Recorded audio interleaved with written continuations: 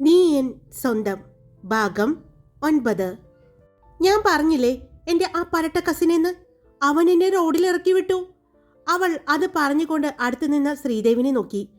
അവൻ കേട്ടല്ലോ എന്നോർത്തപ്പോൾ അവൾക്ക് വല്ലാത്തൊരു ചമ്മൽ തോന്നി. അത് പിന്നെ എൻ്റെ ഒരു കസിനാണേ, അവന് പറഞ്ഞതാണേ. ശ്രീദേവിനോട് ഭാനു പറഞ്ഞതും ശ്രീദേവ് ചിരിച്ചുകൊണ്ട് തലയാട്ടി. ആ അവൻ എന്നെ റോഡിൻ്റെ അപ്പുറത്താണ് ഇറക്കി തന്നത്. അവിടെ നിന്ന് ഇങ്ങോട്ട് ഞാൻ ഒറ്റയ്ക്കാണ് വന്നത്.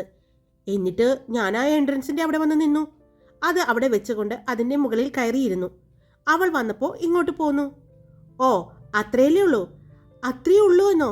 നിനക്ക് ഞാൻ കാണിച്ചു തരാം കേട്ടോ എന്ന് പറഞ്ഞ് അവൾ തിരിഞ്ഞു നോക്കി നടന്നതും പെട്ടെന്ന് ആരെയോ വന്ന് ഇടിച്ചു. ഇടിച്ചതിൻ്റെ ആഘാതത്തിൽ രണ്ടുപേരും നിലത്തേക്ക് വീണു. അത് കണ്ടുകൊണ്ട് നിന്ന എല്ലാവരും തലയിൽ കൈവച്ചു. അയ്യോ വിശ്വം എന്ന് പറഞ്ഞുകൊണ്ട് ശ്രീദേവ് ഓടി അവൻ്റെ അടുത്തേക്ക് ചെന്നു. അയ്യോ എടാ, കുഴപ്പമൊന്നുമില്ലടാ എന്ന് പറഞ്ഞ് ശ്രീദേവ് അവനെ എഴുന്നേൽപ്പിച്ച് നിർത്തി. ഇതേതാ ഈ സാധനം? വിശ്വം ചോദിച്ചു. അപ്പോഴേക്കും ദക്ഷയും കൂട്ടുകാരും വന്ന് ഭാനുവിനെയും പിടിച്ച് എഴുന്നേൽപ്പിച്ചു. തനിക്കെന്താടോ, കണ്ണു കണ്ടൂടെ? അവൾ ചോദിച്ചു. നിന്റെ മുഖത്തുണ്ടല്ലോ നീ ഈ പറഞ്ഞ സാധനം, എന്നിട്ട് നീ കണ്ടില്ലേ? തിരിച്ച് അവൻ ചോദിച്ചു. ഞാൻ തിരിഞ്ഞു നോക്കി വന്നതാണെന്ന് താൻ കണ്ടില്ലായിരുന്നോ? താൻ നേരെ നോക്കിയല്ലേ വന്നത്? എടി മരഭൂതമേ, നേരെ നോക്കിയാ നടക്കേണ്ടത്, തിരിഞ്ഞു നോക്കിയല്ല. നിനക്ക് തലയ്ക്ക് വട്ടാണോ? വിശ്വം ചോദിച്ചു. ഓ, ഇയാളോട് പറഞ്ഞിട്ട് കാര്യമില്ല. എൻ്റെ കയ്യ്. അല്ല, ആരെയും പറഞ്ഞിട്ട് കാര്യമില്ല. ഞാൻ വിചാരിച്ചു ഇന്നിങ്ങനെയൊക്കെ സംഭവിക്കുമെന്ന്. അവൾ സ്വയം പറഞ്ഞുകൊണ്ട് കൈമുട്ടെല്ലാം നോക്കുന്നുണ്ട്. ഇതാരാ? ശ്രീദേവിനോട് വിശ്വം ചോദിച്ചു. ഇത് ദക്ഷയുടെ കൂട്ടുകാരിയാണ്. ഭാനു, നിനക്ക് കുഴപ്പമൊന്നുമില്ലല്ലോ? ദക്ഷ ചോദിച്ചു. ഇതിൽ കൂടുതൽ ഇനി എന്ത് കുഴപ്പം വരാൻ? ഇതാ, നീ വെള്ളം കുടിക്കേ എന്ന് പറഞ്ഞ് അങ്ങോട്ട് വന്ന ശ്രാവണി അവൾക്ക് ഒരു കുപ്പി വെള്ളം കൊടുത്തു. അവൾക്കല്ല, എനിക്കാ വെള്ളം വേണ്ടത്, വിശ്വം പറഞ്ഞു. ആ, കൊടുക്ക്, ആ മരമാക്രിക്ക് തന്നെ കൊടുക്ക്, ഭാനു പറഞ്ഞു. മിണ്ടാതിരിക്ക് എന്ന് പറഞ്ഞ് ശ്രീകുട്ടി അവളുടെ കയ്യിൽ പിടിക്കുന്നുണ്ട്. നിനക്ക് ഇതാരാണെന്ന് മനസ്സിലായോ എന്ന് ശ്രീകുട്ടി ചോദിച്ചു. ആരാ? ഇത് ഡയറക്ടർ വിശ്വമാണ്, ശ്രീകുട്ടി പറഞ്ഞു. അതെയോ? അതിനിപ്പോ ഞാൻ എന്ത് ചെയ്യണം? അവൾ ചോദിച്ചു. അയ്യോ, ഈ സാധനത്തിനോട് പറഞ്ഞിട്ട് ഒരു കാര്യമില്ല എന്ന് പറഞ്ഞ് ശ്രീകുട്ടി അവിടെ നിന്നും മാറി നിന്നു. കുഴപ്പമൊന്നും പറ്റിയില്ലല്ലോ തനിക്ക്? ശ്രീദേവ് ചോദിച്ചു. ഇല്ല, എനിക്ക് കുഴപ്പമൊന്നുമില്ല, അവൾ പറഞ്ഞു. ഇത് സാറിൻ്റെ കൂട്ടുകാരനാണോ? അടുത്ത് നിൽക്കുന്ന വിശ്വത്തിനെ ചൂണ്ടിക്കാണിച്ചുകൊണ്ട് അവൾ ചോദിച്ചു. അതെ, എൻ്റെ ഫ്രണ്ടാണ്, ശ്രീദേവ് പറഞ്ഞു. ആണോ? എന്നാ സാറ് അത് പുറത്ത് പറയണ്ട, അവൾ പറഞ്ഞതും. എന്തു പറയണ്ട എന്ന് വിശ്വം ചോദിച്ചു. അല്ല, സാറിൻ്റെ കൂട്ടുകാരനാണ് താനെന്നേ, പുറത്ത് പറയണ്ട എന്നാ പറഞ്ഞത്, ഭാനു പറഞ്ഞു. അതെന്താടി പറഞ്ഞാല്? മക്കളെ, ഇത്രയും ദിവസം കൊണ്ടുള്ള നിങ്ങളുടെ അടുപ്പം കൊണ്ട് പറയുകയാണ്. ഇതിൻ്റെ കൂടെ നടന്ന് വെറുതെ നിങ്ങളുടെ ജീവിതം പാഴാക്കണ്ട, വിശ്വം പറഞ്ഞു. ശ്രീദേവ് സാർ, ഇദ്ദേഹത്തിൻ്റെ കൂടെയല്ലേ എല്ലാ പടങ്ങളും ചെയ്യുന്നത്? അവൾ ചോദിച്ചു. ശ്രീദേവ് അതിന് ചെറുതായി ഒന്ന് പുഞ്ചിരിച്ചതേയുള്ളൂ.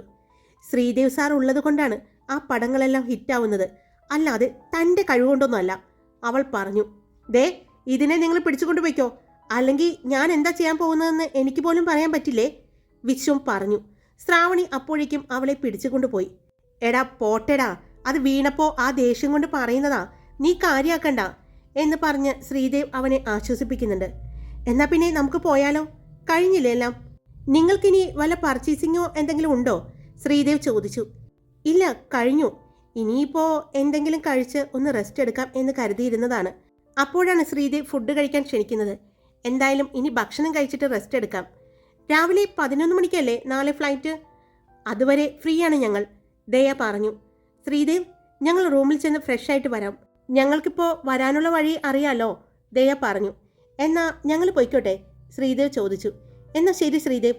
ശ്രീദേവ് യാത്ര പറഞ്ഞു പോയതും. നീ എന്തു പണിയാ ഭാനു കാണിക്കുന്നത്? ശ്രീദേവ് സാറിൻ്റെ കൂടെയുള്ള ആ സാറ് ആരാണെന്ന് നിനക്ക് മനസ്സിലായോ? അത് ഫേമസ് ഡയറക്ടർ വിശ്വമാണ്, ശ്രാവണി പറഞ്ഞു.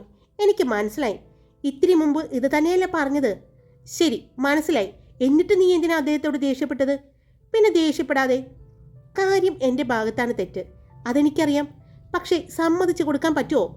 സമ്മതിച്ചു കൊടുക്കാം എന്ന് കരുതി ഒരു സോറി പറയാമെന്ന് കരുതിയപ്പോഴാ അയാൾ മരഭൂതം എന്ന് വിളിച്ചത്. പിന്നെ എന്നെ പിടിച്ചാൽ കിട്ടോ? അതാണ്, ഭാനു പറഞ്ഞു.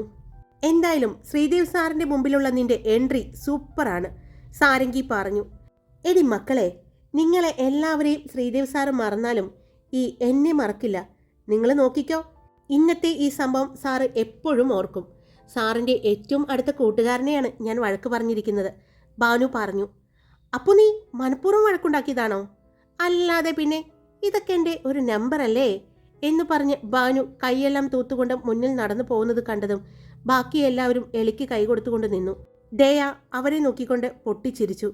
വാ വാ മതി, ഇനി ചെന്ന് ഫ്രഷായിട്ട് വേണം പോകാൻ എന്ന് പറഞ്ഞ് ദയ എല്ലാവരെയും കൊണ്ട് നടന്നു. എല്ലാവരും കൂടി ഒരുമിച്ച് റൂമിലെത്തി. ഓരോരുത്തരായി വേഗം തന്നെ ഫ്രഷായി ഇറങ്ങി. നന്നായി ഡ്രസ്സെല്ലാം ചെയ്ത് അവർ പുറത്തേക്കിറങ്ങി. എങ്ങനെയുണ്ട്, സൂപ്പറാണോ? ഭാനു ഒരു ജീൻസും ടോപ്പുമാണ് ഇട്ടേക്കുന്നത്. ആ നന്നായിട്ടുണ്ട്, കൊള്ളാം. അപ്പോഴാണ് അവിടെ നിന്നും ദക്ഷ ഇറങ്ങി വരുന്നത്. അവൾ ഒരു സാരിയാണ് ഉടുത്തിരിക്കുന്നത്. നീ എന്താ സാരി? അത് ഇന്നെനിക്ക് ഉടുക്കണം തോന്നി. ഇന്നലെ അല്ലായിരുന്നോ സാരി ഉടുക്കേണ്ടത്? ശ്രാവണി ചോദിച്ചു. ഏയ്, എനിക്ക് ഇന്നെടുക്കാനാ തോന്നിയത്. എങ്ങനെയുണ്ട്? അവൾ ഒന്ന് വട്ടം ചുറ്റിക്കൊണ്ട് ചോദിച്ചു. അടിപൊളിയല്ലേ? അല്ല, നീ കയ്യിലൊന്നും ഇടുന്നില്ലേ? പിന്നെ ഇടുന്നുണ്ട്, ഇന്നലെ ചുടി ബസാറിൽ നിന്ന് വാങ്ങിയ ബാംഗിൾസ് ഇടുന്നുണ്ട് എന്ന് പറഞ്ഞ് അവൾ 2 കൈ നിറയെ ബാംഗിൾസ് ഇട്ടു. കഴുത്തിൽ ഒരു മാല മാത്രം, കാതിൽ വലിയൊരു ജിമിക്കിയും. എന്നിട്ട് അവരുടെ മുന്നിൽ വന്ന് നിന്നു. ഇപ്പോഴോ? സൂപ്പർ. നീ എന്താ ആ വീട്ടിലെ മരുമകളായിട്ട് പോകുന്നത് പോലെയാണല്ലോ ഒരുക്കം കണ്ടിട്ട്, ശ്രാവണി ചോദിച്ചു. ഒന്ന് പോയേടി, ചത്ത് കിടന്നാലും ചമഞ്ഞു കിടക്കണമെന്നാ പറയുന്നത് അല്ലേടി മോളെ എന്ന് പറഞ്ഞുകൊണ്ട് ഭാനു വന്ന് ദക്ഷയുടെ താടിയിൽ പിടിച്ചു. നന്നായിട്ടുണ്ട് കേട്ടോ, നീ എപ്പോഴും ഈ ലുക്കിൽ നടന്നാൽ മതി, ഇതാ നിന്നെ കാണാൻ ഭംഗി. അതെന്താ അങ്ങനെയൊരു ടോക്ക്? ഞാനെന്താ മോഡേൺ വസ്ത്രങ്ങൾ ഇട്ടാൽ പറ്റില്ലേ? എൻ്റെ പൊന്നു ദക്ഷക്കുട്ടി, നീ ഏതിട്ടാലും സൂപ്പറാ, വേറെ ഒന്നും പറയാനില്ല. അയ്യോ ഭാനു, അത് പറഞ്ഞപ്പോഴും ഞങ്ങളൊരു കാര്യം ഓർത്തത്. ഇന്ന് നീ വഴക്കുണ്ടാക്കിയില്ലേ ആ ഡയറക്ടർ വിശ്വം? അദ്ദേഹത്തിൻ്റെ പുതിയ പടത്തിലേക്ക് നായികമാരെ തപ്പിക്കൊണ്ടിരിക്കുക. ശ്രീദേവ് സാറിൻ്റെ നായികയായിട്ടാണ്. അദ്ദേഹത്തിന് ദക്ഷയെ കണ്ടപ്പോൾ ഒരു ചോദ്യം, സിനിമയിൽ അഭിനയിക്കാൻ താല്പര്യമുണ്ടോ, എൻ്റെ അടുത്ത മൂവിയിൽ നായികയായിട്ട് വരുന്നുണ്ടോയെന്ന്. എന്നിട്ട് ഇവള് സമ്മതിച്ചോ? ഇല്ല, ഇവളപ്പം തന്നെ നോ പറഞ്ഞു. നന്നായി, നമുക്ക് ആ കോന്തൻ്റെ പടത്തിലൊന്നും അഭിനയിക്കേണ്ട, നമുക്ക് നല്ല ഡയറക്ടർമാരുടെ പടത്തിൽ അഭിനയിക്കാം. പക്ഷേ നായകൻ ശ്രീദേവ് സാറായിരുന്നല്ലേ, അതാണൊരു സങ്കടം, ഭാനു പറഞ്ഞു.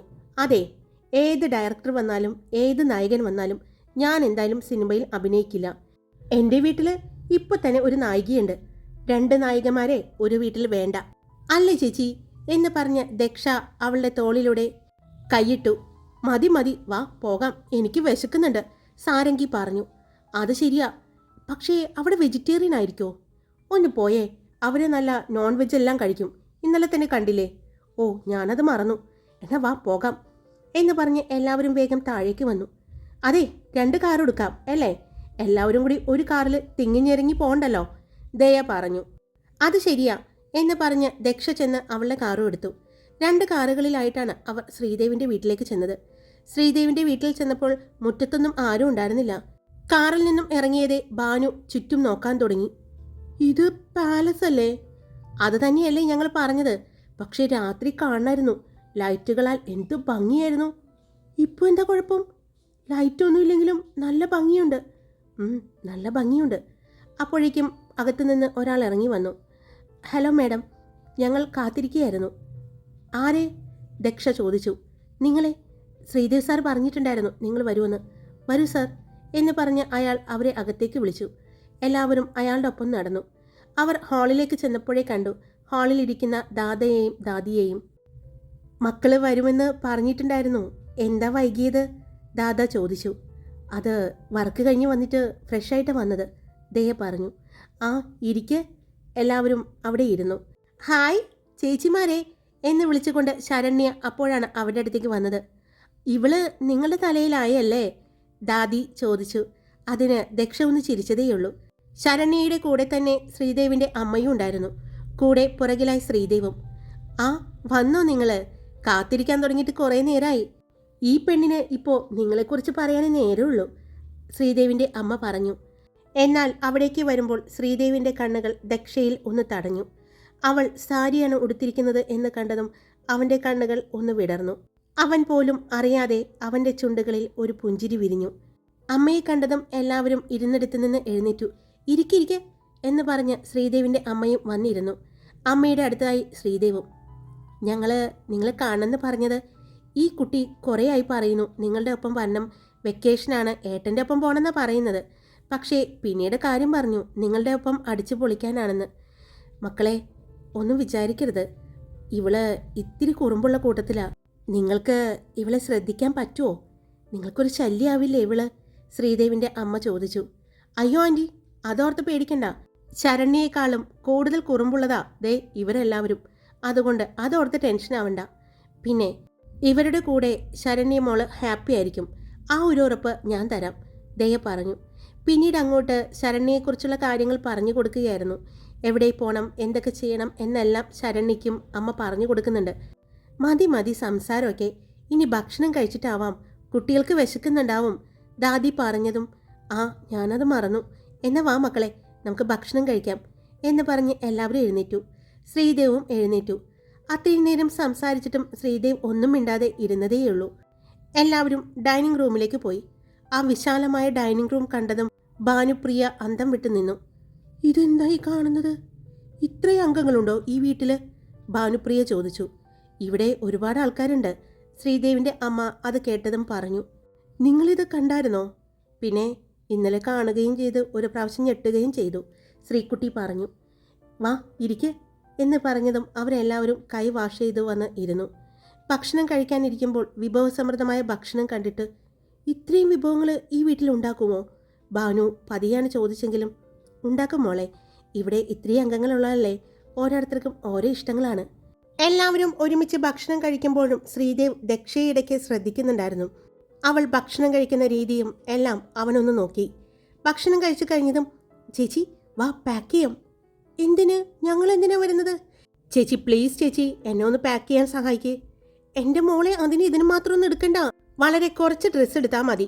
ഇനി എന്തെങ്കിലും വേണമെന്നുണ്ടെങ്കിൽ നമുക്ക് വാങ്ങാലോ അവിടെ നിന്ന്. നീ ഇവിടെ ഉള്ളത് മൊത്തം കെട്ടിപ്പറക്കി കൊണ്ടുപോകാൻ പോവാണോ? അല്ല ചേച്ചി, എന്നാലും എനിക്ക് ആദ്യമായിട്ടാണ് ഞാനിങ്ങനെ ഒരു യാത്ര പോകുന്നത്. സ്കൂളിൽ നിന്നും ഒരു ടൂറ് പോലും വിടില്ല. അപ്പോൾ മോളൊരു സ്ഥലത്തും പോയിട്ടില്ലേ?